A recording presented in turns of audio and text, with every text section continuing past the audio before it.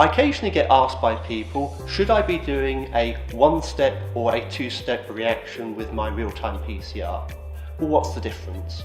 Well, a two-step reaction, first of all, is where you take your RNA, you make your cDNA, you take that cDNA, you can aliquot it out, and you can use it a small amount at a time to do your real-time PCR. This is great if you want to do multiple reactions with the same cDNA and get results.